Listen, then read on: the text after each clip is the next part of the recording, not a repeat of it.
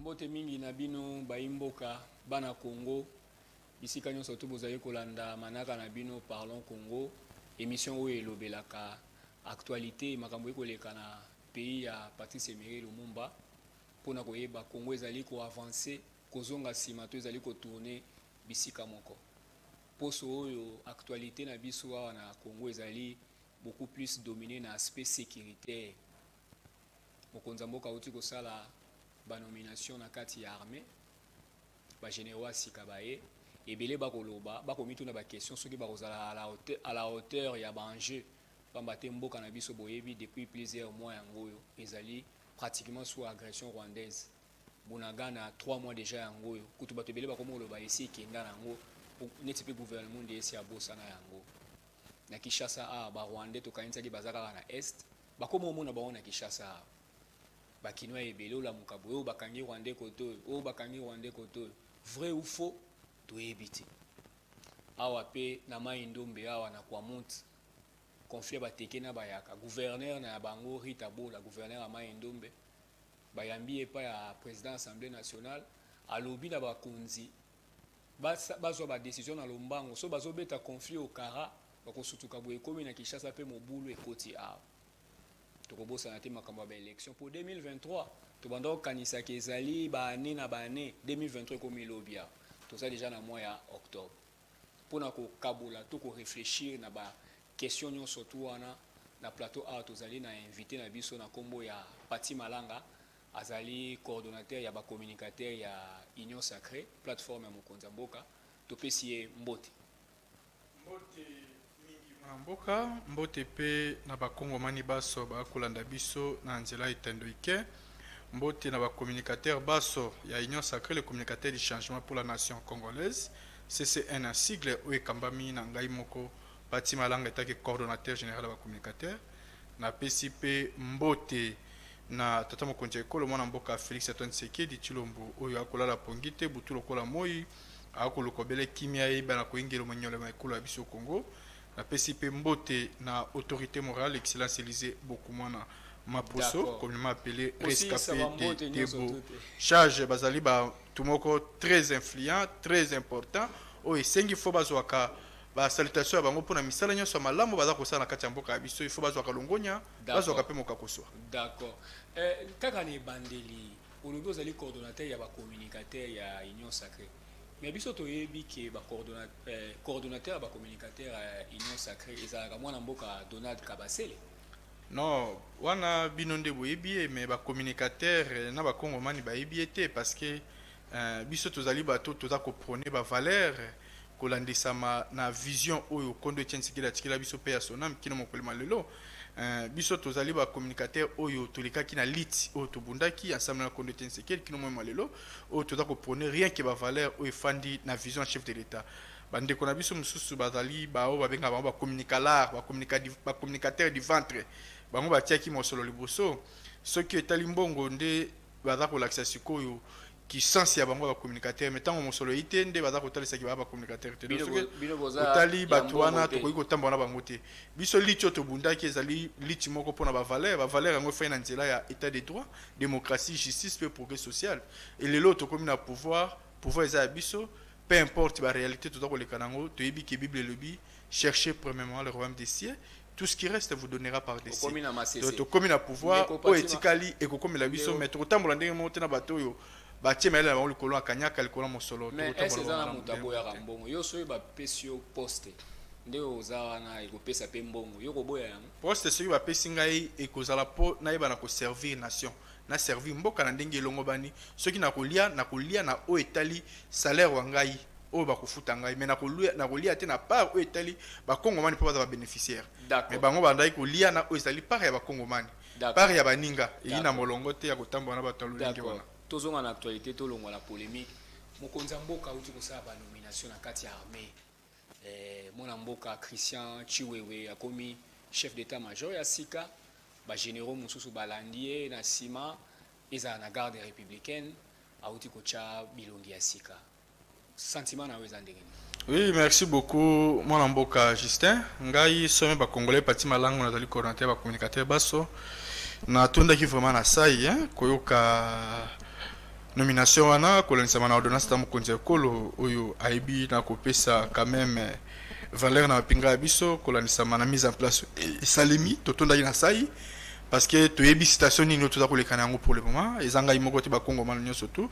donc na makambo etali sécurité nazalaka un peu sensible ya koloba yango mingi parce que nayebi ke ezalaka vraiment secteur moko un peu trop sensible mais tozanga te mwa kobakisa kaka mwa kopesa pilipili na mungwa parce que ezali na responsabilité za koleka kokati ya mboka ya biso donc citation eza kolekela biso na mboka lelo oyo na moment oyo na lobby vraiment qui tata mokonzi ekolo a touché point na bisiko esengeli parce que moment yango nde yango yo kolanisama na réalité tout ça kolekana yango kolanisama na nomination ya mwana mboka général Christian Chiwewe azali moko yo toyebi ki azalaki na garde républicaine azali moko toyebi mwa parcours na élogieuse kolanisama na ba responsabilité so asimaki ou ta régime passé kino mo malelo donc azali moko oyo a féliciter et encourager et boye pour na biso ba kongomane to kolinga kaka to mona yango to palper yango sur terrain donc mona profil na ye parce que Congo ezali fufute ezali pe matembelete Congo yali pe ezana banje tala lelo to za kutu na agression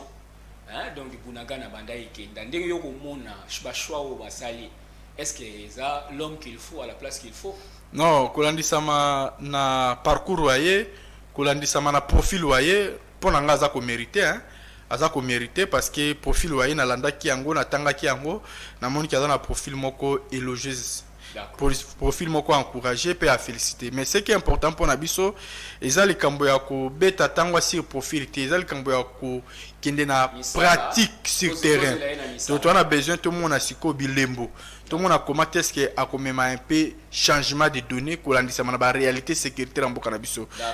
to yebi très bien que armée abiso ezamo na ba réalité belé dans na kokoso belé et yepa yebi yango parce que azali moko yo a umel na bozindo ya garde républicaine a yebi ba réalité belé ko lekana kati armée abiso na yebi ke boye boye na yebi na il sera aussi appelé à appliquer la nouvelle politique de défense à niveau national récemment na disposition qui est adoptée par le gouvernement mais aussi il va bénéficier de la nouvelle loi sur la proclamation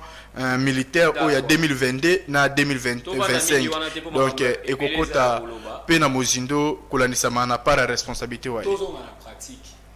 makambo ya sécurité na Butembo bombe euti ko exploser sali 3 victimes oyambaki sangwango to olandaki sangwango makanisi na yo eza ndenge. Merci beaucoup nayokaki moi iki kitope bosambolo tukolekana Butembo kuna kulansama toujours na ba terroriste oyo baza ko semer terreur na niveau ya est ya biso toyokaki ki y a eu des bombes artisanales oyo imekaki un peu ko s'exploser na bisika soki ya restaurant moko buwana na cadre moko un peu bato bazalaka wana mais toyokaki ki y a eu des blessés sauf que toyoki ba bon on toyoka ba blessé mais de toutes les façons toza content na yango te parce que toyebi ki bidongolo miso mitima likundu baza toujours koluka moyen ya kotia mbilinga mbingo kati ya est biso mais toza fier toujours na mapinga ya biso kolanisa musala baza kosala nyonso to wana toyebi ki armée ya biso baza kosala musala bango mais sauf que toza entouré na bidongolo miso na mitema likundu kolandisama na oyo babengi occupation oyo tosibisa yango déjà il y a cela longtemps na kati ya mboka na biso ozomona te oza coordonnateur ya communicateur ya union sacrée ba bombe za ko continuer ko exploser mesure tata mokonzi azwa est-ce que ngonge kokite ya longola ngo est-ce état de siège yango ezo servir ka na eloko mwana mboka Justin akolobaki état de siège ezali moko ya makambu oyo ebimisi bo sambulu ya ba réalité baso oyo ko le kongambo ya esa biso c'est grâce à état de siège lelo oyo ba Congomane baza fier ya koyoka au effort que la RDC est agressée par les Rwandais quand bien même par rapport mapinge sala ba analyse na yango na ndenge mususu option to yebi ezalaki vraiment à la hauteur te ko lanisa na ba réalité nyonso mais lelo toza fier to moni ba indice où il a prouvé réellement que la RDC est agressée par les Rwandais c'est grâce à l'état de siège le tout le monde va retomber belé il y a à peu près plus de 160 quelques ou 170 quelques localités ils ont récupéré par l'armée congolaise. C'est grâce à l'état de siège. Grâce à l'état de siège, les loyaux, troupes de terroristes et belges ont opéré dans l'Est et opéré sur bon côté. Et Tigali à Kotanga. Donc, Moutou a kobo état de siège, à Zaka Kamunguna pe Moïna Congo. Mais Moutou a vraiment Namboka Congo, vrai Congomani a solo de père et de mère, Kolandi Sama. Dans mon cas, la réalité, tu palpé en dépit. Boye à état de siège, jamais tu peux critiquer parce que le grâce à l'état de siège, tout le monde même un Rwanda oyo azalaki le pays le premier producteur, il y a colta ba cobalt azali sous bon côté. Donc c'est pour vous dire que non, il y a des retombées oyo tokoki même pas kolobaka yango contrairement par rapport il y a la réalité biso mon to palper na niveau ya est buta boye à état de siège. Donc pour la biso état de siège ezali positif peut to da kosenga continuité na yango toujours kolanisa na réalité tout ça possible. Moi mboka pati malanga to gagner mwa ngonga TV za ngonga makambo koloba ezebele tozongela sikoyo makambo ba Rwandais tango lobi ba Rwandais osimbi pena place yango na Kinshasa awa tolongwe na est bakomo kanga ba Rwandais awa na Kinshasa o baluka bo bakange Rwandais o benga bango ba infiltré makambo na yozo mona ndenge non na koloba vraiment mboka Justin na likambo etali insécurité et dans la même na est et dans la même niveau ya ville ya Kinshasa par rapport à la situation to komi ko vivre yango to koka moité ko kam sabiso te parce que banguna na biso déjà ici ba ebani tebi bango bananya tebi que non to uti na occupation nana ngabungi to uti na occupation et puis toza kolinga ko déférer occupation c'est-à-dire que ti lelo toza kaka na batu oyo baza kaka suspect na kati ya masolo na niveau armée na biso na niveau ba société na biso na niveau ba service ya sécurité en boka na biso yo bolimbisi pona yo ba infiltration en eza vrai to eza nango kaka bobangi psychose ya peuple a komiso amoni mutakonda ndeye wana Rwandais na eza makanisi to eza pena makambo ya solo infiltration non eza ko bobangi te to pe psychose ya peuple te sauf que to yebi ke mboka na biso na minute oyo bakongo mani nyonso bayebi ke toza infiltré na minute bakongo mani bayebi ke no il y a l'occupation eza eloko ya koloba te esi ba infiltré biso na ba service ya sécurité na ba société na biso na ba entreprise nyonso ya l'état na ba niveau ya la politique ya mboka na biso mais au moment bino moko boyebi ke à l'époque bokoti ya mwana mboka Laurent Désiré Kabila mais il faut to ça la rappel la histoire hein lelo o to yebi ke bokoti ya mwana mboka Laurent Désiré Kabila amemela biso banani tout le monde a un chef d'état-major rwandais dans Boka. Tout le monde a un ministre ya affaires étrangères rwandais dans Boka. Tout le monde a un généraux rwandais entre autres na pourtant même combo. Donc ils a koloba même pas. Donc ce qui est important pour Nabiso, toye bakaka koloba que service de sécurité Nabiso, ba yeba na ko meka un peu ko améliorer méthode tactique de jeu na bango pour que baluka moyen ya commettre fin na fléau ou ils a koleki la biso kati mboka ba améliorer ba stratégie ba na côté la biso ba guerrier ba na mboka pe ya solo ba vrai ba na mboka o ba kolata souci ya koyeba na ko défendre intégrité territoriale ya mboka na biso mwana mboka pati malanga ti lelo bino na union sacrée botanga ka kombo Laurent Désiré Kabila kombo Joseph Kabila 4 ans ngo bo na pouvoir infiltration au musée ya kanango Joseph akotaka nango akenda nango baluka nango azonga nango bino sko bosala kanini boko kana no aussi les infiltration ote sko bino pouvoir ngo bozwaka ya la pouvoir ya nini mwana mboka kaka kolela kaka non malgré batu bakoloba ke non toza lisusu na temps ya kotangaka to pe kolobelaka période ya Kabila te même ceux qui batu bazolinga te ke tolobela yango mais c'est impossible il faut toloba yango pamba te mutu oyo a géraki ceux qui a tiqué lingai pouvoir na ko gérer na actif na ko gérer pe na passif c'est pour cela yango zo mona kino tout ça censé ya kolobela yango ce n'est pas pour y tout ça kolobela yango mais non mais et si la té mais non il faut ko ba ko tenir compte na ba réalité nyo surtout koloba te ke to aussi c'est yango te et loko ba entretenir yango plus de 25 ans kaka na une année 2 ans 3 ans de bossi yango mais non et loko ba entretenir plus de 25 ans quand on a 4 ans de bosser mais non et ils ont combien 20 ans il y a des règles et des rapports tant que to kuti nyoso ki mabe toza ko kende monika la procédure to ki na yango ndi toza ko kende ko silisa makambo na malembe toza censé ya ko sala assainissement na kati armée na biso toza censé ya ko sala réforme na kati armée na biso toza censé ya ko sukola manyuka nyoso ya mabe mais musale za ko salema musale za ko salema mais non mais na lobby mandezo si l'année prochaine bongo na lobby que toza ko sala te Tout ça, ça là. Bon, ça y est déjà ni. Mais tout ça, il y a belé à miner, n'est pas à quoi moi. Na sécurité. Mais na Bunagana ezana maboko ya ba rebelle. Mais est-ce que makambo ya Bunagana bateke na bayaka. Infiltration comme na Kinshasa. En tout cas, so bo sali loko, en tout cas so mwana te. Mais non, est-ce que insécurité comme makasi, to bo sali ko tubana kuluna te. Insécurité comme makasi mwana mboka pati mala. Mais toza ko loba yango pe toza ko sala yango, est-ce que likambo yo tangelinga ya bateke na bayaka wana? Est-ce que oza ko yeba te que y a un main noir? Est-ce que oza ko yeba te que likambo wana balani baza ba hauteur na yango ba chef coutumier? Il faut to loba yango. Et ba chef coutumier wana le baza ko yela ba terre, ba chef coutumier baza ko loba ke bangonde. Il faut que to lobi to landa na bozindo pe na bokebi. Que non, baza ba chef coutumier comme chef coutumier moko ba infiltré. Baza ba vrai chef coutumier te. Baza ba chef coutumier moko oyo ba yeba na ko fabriquer les biso bango. Ou t'as toujours régime passé ce qui to miko cité.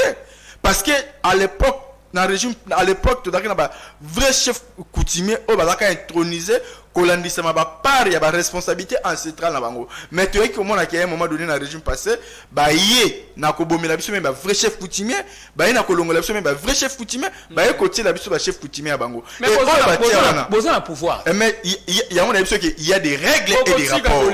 Tango to za ko kende na ko sala assainissement nde bisika o to ko kende ko longola ka ba mabe. Mais tant on a ebisi yo boy. C'est par rapport à nini? Il y a banquette. Oyo to suis na ba élément oyo to suis à travers le service de sécurité au bazar ko aider biso moi na enquête mususu pour ko sala pour que to kende ko découvrir ma baby sika e batel mais na sima ma be wana ndé ko permettre na biso quand même to ba siko ko multiplier ba effort ya musala auto ko yeba ko sala pour que to yeba ko mettre fin na fléau wana mais to za ko kende soki sikoyo to za toujours na année prochaine pour perdre l'élection bo lo baskoni non mais parce que bino 5 ans pour na bino bo mona ngo isa soki mukie soki pendenge ni mandeza ki a 5 ans. Mais ce qui est important moi na mboka Justin Foye bayango que tango to kindaka na kondongwana na tango ya maponami il y a toujours ba oyo bazalaka ba gagnant, il y a toujours les perdants et pour na biso toza ko linga to sala nde ya malamu pour que lobby na yango na maponami 2023 ba Congomani ba pesa biso lususu maboko pona kozongisa biso au perchoir ya pouvoir ya Congo et souci na biso eza bongo mais to kangi maboko te toza ko travailler. D'accord, pepe nde ya ko juger bino. Olandaki gouverneur Amayi Ndombe alobi conflit ndenge bozo gérer yango sikoyo ezo gérer kitoko te ya lokola bo sala masango soki bo kebite mobule ko ya kokoma na Kinshasa awa olandaki Rita Bola na landier mais na lobby yango o effort mwana mboka loba nazoyoka yo na lobby yango o effort mwana mboka Justin sur ba Congomani baso na marché ba mona ngaite pe naza ko marché ba mona ngaite na lobby conflit teke yaka batu oyo bafanda bambula na bambula batu oyo bazwa temps ya ko partager bofandi wa bango kolia komela esika moko kaka lelo oyo bakoma na ba conflit moko ya kobomana ya kotumbana ka bandaku ya komitumbana vous trouvez ça c'est normal? Il y a une main noire. Il y a une responsabilité. Et responsabilité wana eza na nzela ya banani. Il y a ba chef coutumier. Oyo il faut ba dégager. Il y a une main noire kaka ndengo lobi wana. Et ceux qui totali bien main noire wana nde yango ba mais c'est pour cela. Non, c'est pour cela on te doit toujours na service ya sécurité na biso. Ba yeba siko na ko multiplier ba effort pour que ba yeba na ko sala nini ko mettre la main sur bidongolo miso mitema likundu o baza ko linga ko semer toujours terreur au kati ya mboka biso particulièrement na province ya Amayi Ndombe particulièrement kuna na bandundu bisika o bande kuna biso ko kufa tongo midi pourquoi il faut ba mettre fin à fléau wana pe tozana ko ndima ete service ya biso ya sécurité ba ko multiplier ba effort pour que le bagi makambo wana to koma na chapitre ya ba élection ndeko pati malanga webi ke ba élection to bando kanisa bino ton bozo ki pouvoir mbala musu bando kanisa loko a 5 ans eza 12 ans to 20 ans webi ke 2023 élection yangoyo 2023 yangoyo kala mingi te tozana octobre toto tala na seni aba auti ko meka ba kits na électoraux pour na ba pour ça enrôlement boyambi yango ndenge nini bino na Sénat olobi nini kombo ya plateforme na bino ya ba porte-parole non toza ba communicateur du changement pour la nation. D'accord, boyambi yango ndenge nini ba test one non pour na biso to tondisa mina sai parce que pouvoir na biso ezali pouvoir ya démocratie pouvoir état de droit pouvoir oyo ezali koprôner bavaleur républicaine kolanisama na vision ya mwana mboka Félix Antoine Tshisekedi Tshilombo, raison pour laquelle mpo na ngai maponami nakolobaki tolobaka yango oyo fort de vivant Kondo Etienne Tshisekedi paix à son âme que IDPS ntango akóma na pouvoir elongo na balie na ye nde akozala na monopole ya kobongisa maponami ya malamu mpe oyo elongo bani et de cette fois-ci naza fier ke toza kokende na maponami ya malamu oyo ke soki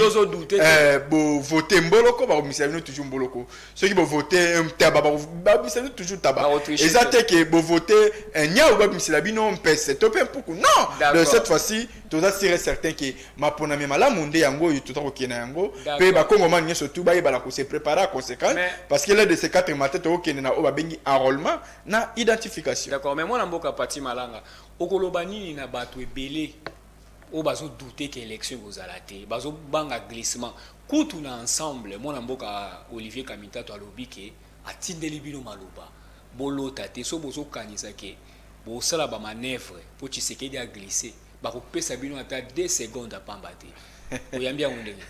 Na ce qui même maloba ya mwana mboka Olivier Kamita tout parce que ceux qui aza ko penser que toza na souci ya komema bango na dialogue baza ko mikosa pona biso ta dialogue eseli kaki au moni moment où bango balingaki baluka dialogue eza moment où tango touta ko sala bascule tango o touta ki na ko kende ko kabwana na bandeko ya FCC pona koyeba na kokende na nzela ya union sacrée oyo eza kokumba biso lelo oyo et moment wana nde peut-être balinga même biso na dialogue mais moment oyo ze souta robet ma sur la dialogue te moment oyo pona biso ezali nde temps ya ko se préparer à conséquence mais moi na mboka Denika di Messia lobi yango ceux qui ba baza ko rêver wana tali bango donc pona bino baza ko rêver pona bino ensemble oui baza ko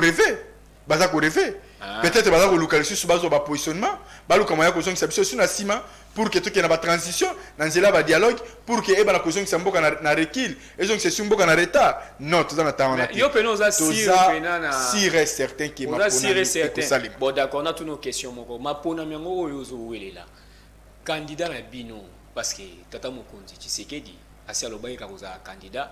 ozo pese ba chance boni na ba élection ngeza oya non cette fois-ci naza fier na ye parce que mandat na ye ya liboso bila eza toujours positif alobaki yango mpe fort nani nango bila non na basecteur nyonso tu neti nini nangonga muke neti mais nalobi ki na basecteur nyonso tu bila omona mboka Félix Antoine Tshisekedi eza positif ce n'est pas pour rien na marché nalobi yango avec le temps ceux qui robenga ngai to parler sur bilan mona mboka Félix Antoine Tshisekedi na ba différents secteurs na kotangela pe il y a des secteurs il y a liboso social bilan tata mokonzi na social ezabe ba congolais ba kolia mais mwana mboka pona kolobela o etali kitunga ya mama topé o etali social d'abord nous devons tenir compte du budget nini obsto kutaki réserve de charge ni tokutaki réserve de charge à 850 millions tokutaki budget ya nini ya ba 3 milliards de dollars mais le yebisa peuple na campagne yango le to bundi il y a des avancées très significatives lelo même na likambo etali gratuité enseignement ezali déjà moko ya ba social na likambo etali infrastructure banzela o toza kotonga par-ci par-là na ba province nyonso to ezali déjà social lelo na lemba imbu o to tieli bango mai lelo o na ozone o to tieli bango mai lelo oyo na likambo etali lotiliki okomona ke même to lancer lancement ya travaux ya barrage ya Katende musala eza ko salema na niveau ya Ingade il y a eu des transformateurs neufs il y a eu des équipements forts oyo bandai ko fonctionner te oyo ezaki déjà foutu c'est kufa ki to sombi sikatotie lelo automoni ba billet d'avion kokita lelo automoni ba passeport kokita lelo automoni gratuité enseignement et la tinzoto lelo automoni amélioration ya salaire ya ba fonctionnaire ya ba enseignant bandai ko toucher ba 168 000 ba komi ko toucher 415 000 francs congolais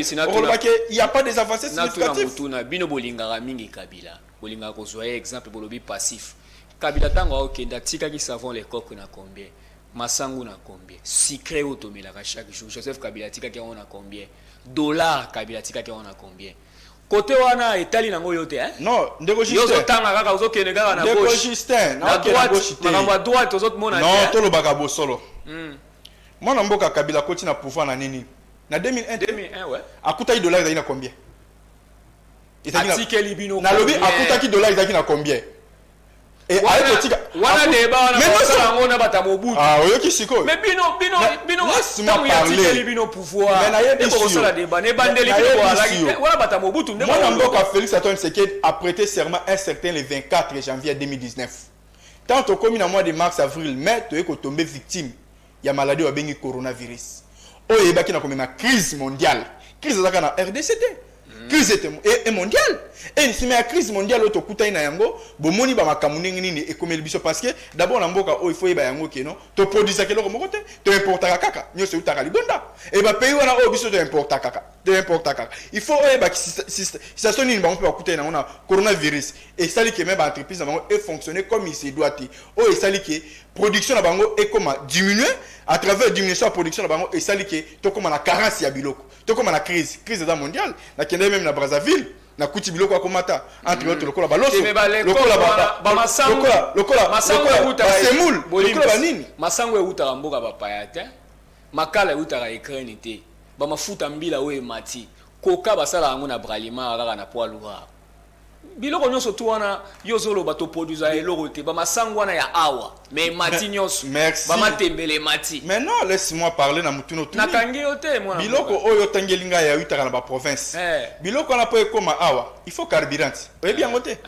oyebi pendant tout dans yango te entre bitumbe za koleka entre Russie na Ukraine oyo etie biso ya débanda na makambo etali même carburant est-ce que bosani yango biloko wana bongo pour faire déplacer yango ekoma awa eza kosenga carburant eza kosenga moyen de déplacement et nyonso to wana ekomi coûter tango eza ya komata yeba biloko nyonso pe ekokomela biso ekozala toujours ya komata mais biso to bunda d'abord toluka moyen ya ko améliorer mais etali toujours condition de vie ya ba Congomans na nzela ya nini na nzela ya koyeba na ko augmenter ba salaire ya ba fonctionnaire nyonso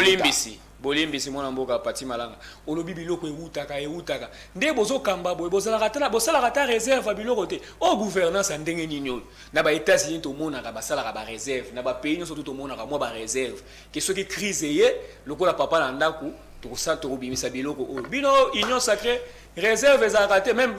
carburant kuta bato bauti kolala na bastation awa bozalaka na bino politique ya réserve stratégique te raison pour laquelle mon amboka Justin au touché point moko très important et capital. Bozo gouverner na binoka na taux du jour. C'est là ya on a lobby que au touché point moko très capital.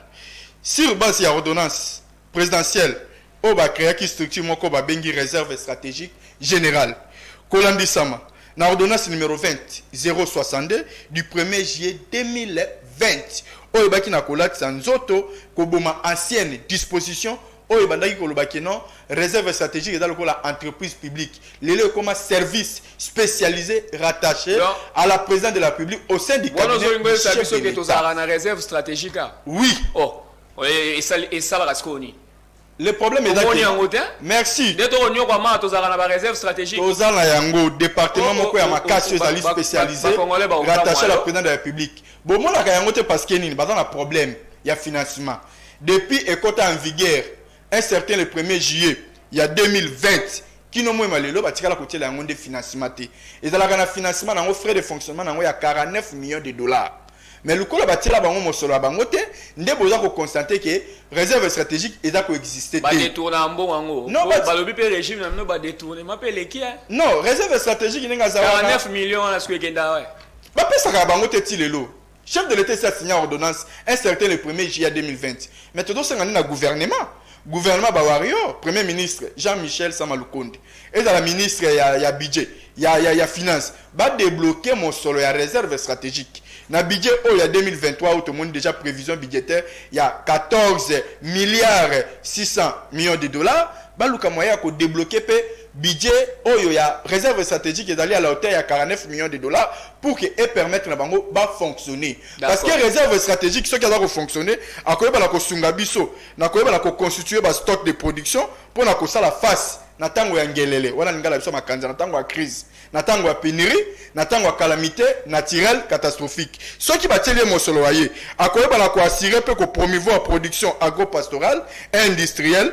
na ba produit à première nécessité parce que réserve stratégique azali wana kasi bosala ngote bino ko kolela bosana pouvoir le pouvoir ezali ya biso kasi bosala ngote na azokanga bino parce que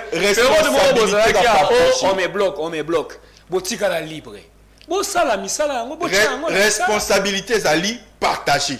parce que ezali domaine moko réserve stratégique wana so batili yango ba moyen au moins les États-Unis abetaka to la lobi ke ngai ata population ba ko sala eloko moko te ata ba fandi na koyeba na kolesa bango plus de 50 ans parce qu'il y a dans la réserve stratégique wayi mais biso to kobeta to ndenge parce que réserve stratégique quand même na madame Dadi Bidiaf qui no moye lelo batela ye mosolo wa yete po et faire fonctionner na ndenge elungo bani aviva kaka na ba partenaire na eloko la ba chinois na ba égyptien de batu ba se ba yeba kana ko aider pour que ayeba na ko fonctionner mais à la financement. Tu comprends moi na mboka pati malanga to suki sala mutuna oyo affaire $21,000 mikolele kaki e indaki awa basali ba révélation bandaki na fayulu yetina ba sesanga tina honorable kasi quoi mais na moya lelo to apprendre que l'Assemblée nationale et sali commission basali ko interroger député sesanga kutu batu belé balobi bako régler compte na e bako perdre ba mandat na bango mutu a révélé opinion que ndé to sala kana to sera bambongo ebelé faut réduire train de vie à l'état muta modèle wana ndé faut ba sanctionner balongola e sentiment na ope to kosuki sawa. Merci beaucoup omoni tango boza na kati ya banda ko mikili bibeko boza ko asimba responsabilité il faut boza la rappeler na vérité na transparence na kati ya bino parce que toyebi biso nyon surtout que ba parlementaire ya biso ba touchaka 16,400,000 $7,000 wana na dollar ba une affaire ba 7,000 et quelques dollars. D'accord. Mais bazala kana ba avantage na bango mususu o toyebi ba avantage ya ba frais indemnité kilométrique ba boy $21,000 non yo kanga na loba na moi lo na koye na yebisaka bango depuis kala nang tango boza ko luka moya bo traiter makambo boza ko ba faire $21,000 boye banane ko traiter loi ancienne loi o eza ko protéger ancien chef d'état o botela ye mosolo ya $680,000 boye balisusu pe kolandela o ezali ya ba corps constitué lokola ba ancien premier ministre oyo bazwaka $30,000. Est-ce que biloko wana esi bolandeli yango biloko wana esi bo traité yango biloko wana esi bo temisul kona yango pour que banda ko sala ba chantage banda ko sala makele ya pamba parce que ba kongo même za ko se poser ba question baza komi tuna ba $680,000 ba $30,000 bo tshaba ba premier ministre eza ko apporter nini eza au bénéfice ya nini eza pour intérêt ya ba nani et siko tango boko kota na likambo ya $21,000 nde boko lukasko boye ba bozindo ba likambo pour na botalisa ke nini est-ce que ba député réellement ba touchaka motu ya wana ngana ko lobake eza faux et archi faux ceux qui ba lingisko wana ko kota na likambo ya $21,000 baluka no moya ko mettre fin na likambo o ezali ya ancien ya ancienne loi o ya protection ya basien chef d'état ba déplacement budgétaire na mosolo ya bango pour cabinet pe akisikede ngoliam bongo ebele non de ko faut ya na ba préalable za na molongo kulandisama na oyo yo oyoki oyo cabinet ya fachi e ko dépensaka ba odep ba koloba yango yozo betango ka ndeko Justin il faut que na mikanda o eza ko talisa biso noir sur blanc s'il y a des dépassements budgétaires tout comme ça parce que ngana yebi ke tamo konze kolo déplacement o nyonso ya sala kawana eza pona intérêt ya tata mwasi na été ya mama leki na été ya noko na été ya na été ya leki na été mais eza pona intérêt ba kongomani la preuve est toza ko mona ba retombées palpables ko landisa mana ba déplacement nyonso tout oye aza ko sala lelo to komi fier lelo RDC komi fier parce que ba komi ko respecter yango partout dans le monde c'est grâce à moi na mboka Félix Antoine Tshisekedi lelo o grâce à ba déplacement na été toza ko mona ba retombées yango significatif o lelo to moni ayeba ki na ko récolté en 2021 plus de $4 milliards. Les RDC comme il a représenté à niveau d'un organisme international. C'est grâce à Nini. Il y a déplacement tata mokonzi ko mona mboka. Tokosilisa nyoso moko ya lelo te to moni ke oposa ko loba ya défendre tata mokonzi. Eza penza makasi. Mais baloba na lopoto partie remise na ba émission mususu ko ya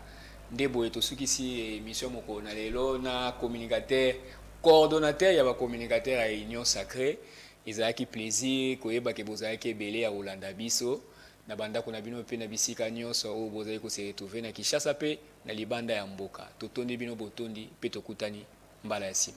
bye bye.